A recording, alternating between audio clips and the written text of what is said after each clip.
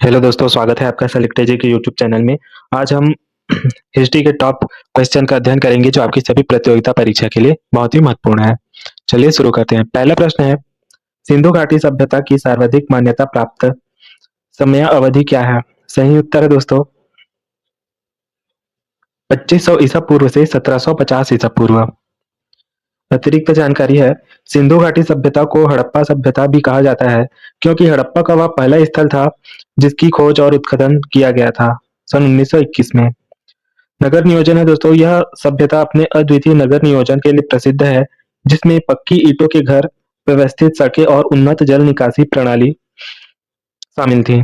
इसके प्रमुख स्थल है मोहनजोदड़ो, हड़प्पा, लोथल, कालीबंगा और धोलावीरा। इसके कुछ महत्वपूर्ण स्थल है। लोथल का एक प्राचीन बंदरगाह था। लोथल एक प्राचीन बंदरगाह था जो सिंधु घाटी सभ्यता और मेसोपोटामिया के बीच व्यापार का केंद्र था। सिंधु घाटी सभ्यता में घोड़े के अवशेष कहाँ से प्राप्त हुए हैं? विकल्प है आपके हड़प्पा, मोहनजोदड़ो, सुरकोदटा, कालीबंगा। सही उत्तर है दोस्तों सुरकोदटा। जीभ नहीं पलट रहा है दोस्तों, बोलने नहीं आ रहा है। अगला इसका अतिरिक्त तथ्य है, स्थान सुरकोटदा गुजरात के कच्छ जिले में स्थित है। इसकी खोज 1964 में जगपति जोशी ने की थी। सुरकोदटा व सुरकोटदा की सुरकोटदा ही वह एकमात्र स्थल है जहां से घोड़े की अस्थियां और कुछ अन्य जानवर की अस्थियों के अवशेष पाए गए हैं। हालांकि यह ध्यान रखना महत्वपूर्ण है कि सिंधु सभ्यता में घोड़े के उपयोग पर भी अभी इतिहासकारों के बीच मतभेद है। अन्य स्थल है कालीबंगा। कालीबंगा राजस्थान में है। राजस्थान से जुते हुए खेत के साक्ष्य मिले हैं। मोहनजोदड़ो पाकिस्तान में है। मोहनजोदड़ो से विशाल स्नानागार और नर्तकी की मूर्ति मिली है। हड़प्पा से अन्न भंडार के साक्ष्य मिले हैं और यह सबसे पहले खोजा गया स्थल था। अगला प्रश्न है, सिंधु घाटी सभ्यता का स्थल कालीबंगा भारत के किस प्रदेश में स्थित है? विकल्प है आपके गुजरात, राजस्थान, पंजाब, हरियाणा। सही उत्तर है दोस्तों राजस्थान। कालीबंगा राजस्थान के हनुमानगढ़ जिले में घग्गर नदी, प्राचीन सरस्वती नदी के किनारे स्थित है। अगला प्रश्न है, मतलब इसका एक्स्ट्रा फैक्ट है, कालीबंगा शब्द का शाब्दिक अर्थ है काली चूड़ियां। खोज और उत्खनन, इस स्थल की खोज अमलानंद घोष ने 1952 में की थी। महत्वपूर्ण साक्ष्य है, कालीबंगा से जुते हुए खेत के सबसे पुराने साक्ष्य मिले हैं जो यह दर्शाता है कि यहाँ के लोग कृषि से परिचित थे। यहाँ से अग्नि वेदिकाओं के भी प्रमाण मिले हैं जिससे धार्मिक अनुष्ठानों का अनुमान लगाया जाता है। यह एकमात्र हड़प्पा स्थल है जिसका निचला नगर भी किलेबंद था। किस पदार्थ का उपयोग हड़प्पा काल की मुद्राओं के निर्माण में मुख्य रूप से किया गया था? विकल्प है आपके टेराकोटा, तांबा, सेलखड़ी, लोहा। सही उत्तर है सेलखड़ी। सेलखड़ी इन मुद्राओं का उपयोग संभवतः व्यापारिक चिन्हों के रूप में और रूप के लिए व्यक्तिगत पहचान के लिए किया जाता था। ये हड़प्पा सभ्यता के प्रशासन और अर्थव्यवस्था को समझने में महत्वपूर्ण है। आकार, अधिकांश मुद्राएं चौकोर या आयताकार होती थी। उत्कीर्ण मुद्राओं पर सिंधु लिपि में लेख और विभिन्न जानवरों जैसे एक श्रृंगी पशु, बैल, गेंडा, हाथी के चित्र उत्कीर्ण होते थे। सबसे प्रसिद्ध मुहर मुहर मोहनजोदड़ो से प्राप्त पशुपति मुहर सबसे प्रसिद्ध है जिसमें एक योगी की मुद्रा में बैठे हुए देवता को दिखाया गया है। इसके चारों ओर कई जानवर हैं। अगला प्रश्न है, हड़प्पा सभ्यता किस युग की थी? विकल्प है आपके पूर्व पाषाण युग, नवपाषाण युग, कांस्य युग, लौह युग। सही उत्तर है कांस्य युग। धातु का ज्ञान, हड़प्पा सभ्यता के लोग तांबा, कांस, सोना और चांदी जैसी धातुओं से परिचित थे। अपरिचित धातु, वे लोहे के उपयोग से परिचित नहीं थे। भारत में लौह युग का आगमन इसके बहुत बाद लगभग 1000 ईसा पूर्व के आसपास हुआ था। कांस्य युग के उदाहरण, कांस्य का उपयोग औजारों, हथियारों और कलाकृतियों के निर्माण में होता था। इसका सबसे अच्छा उदाहरण मोहनजोदड़ो से प्राप्त नर्तकी की कांस्य मूर्ति है, जो लास्ट वैक्स कास्टिंग तकनीक का अद्भुत नमूना है।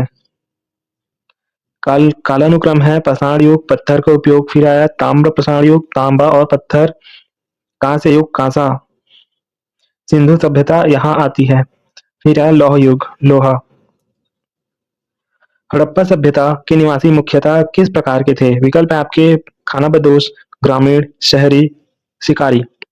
सही उत्तर है शहरी। सिंधु घाटी सभ्यता को भारतीय उपमहाद्वीप में प्रथम नगरीकरण का प्रतीक माना जाता है। नगर विशेषताएं दुर्ग और निचला नगर। नगर दो भागों में विभाजित होते थे, ऊंचाई पर स्थित एक छोटा दुर्ग और दूसरा सबसे बड़ा निचला नगर जहां आम लोग रहते थे। ग्रिड प्रणाली ग्रिड प्रणाली सड़कें एक दूसरे को समकोण पर काटती थी, जिससे शहर ग्रिड प्रणाली में विभाजित होता था। उन्नत जल निकासी घरों से निकलने वाला पानी ढकी हुई नालियों के माध्यम से मुख्य नाली तक पहुंचता था। प्रमुख नगरीय स्थल मोहनजोदड़ो, हड़प्पा और धोलावीरा इस सभ्यता के सबसे प्रसिद्ध और सुनियोजित शहरी केंद्र थे। सिंधु सभ्यता के घर मुख्य रूप से किससे बनाए जाते थे? विकल्प है आपके पत्थर, कच्ची ईंटें, पक्की ईंटें या लकड़ी। सही उत्तर है दोस्तों पक्की ईंटें। मानकीकरण सिंधु सभ्यता में ईंटों का आकार आमतौर पर मानकीकृत होता था, जिसका अनुपात लगभग 4:2:1 लंबाई, चौड़ाई, ऊंचाई था। यह मानकीकरण उस समय की उन्नत इंजीनियरिंग को दर्शाता है। उपयोग पक्की ईंटें इनका मुख्य रूप से दीवारों, फर्श, स्नानागार और नालियां बनाने में किया जाता था, ताकि वे जलरोधी और टिकाऊ बन सकें। कच्ची ईंटें कुछ स्थानों पर खासकर कम महत्वपूर्ण निर्माण या घरों की नींव में कच्ची ईंटों का उपयोग होता था, जैसे कालीबंगा में। निर्माण की विशिष्टता घर आमतौर पर एक आंगन के चारों ओर बने होते थे। किसी भी घर की खिड़कियां मुख्य सड़क की ओर नहीं खुलती थी, बल्कि आंगन की ओर खुलती थी, जो गोपनीयता बनाए रखने के लिए एक अनोखी विशेषता थी। हड़प्पावासी किस वस्तु के उत्पादन में सर्वप्रथम थे? आपके विकल्प हैं मुद्राएं, कांसे के औजार, कपास, जौ। सही उत्तर है कपास।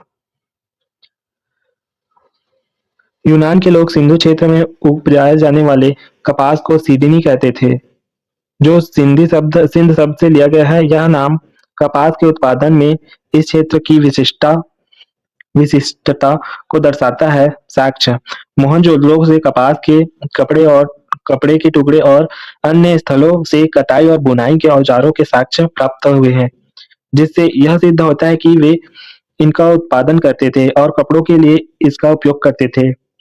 अन्य महत्वपूर्ण उत्पादन कपास के अलावा वे गेहूं और जौ का भी बड़े पैमाने पर उत्पादन करते थे। व्यापारिक महत्व कपास का उत्पादन उनकी अर्थव्यवस्था के लिए महत्वपूर्ण था और इनका निर्यात मेसोपोटामिया जैसे क्षेत्रों में भी किया जाता था।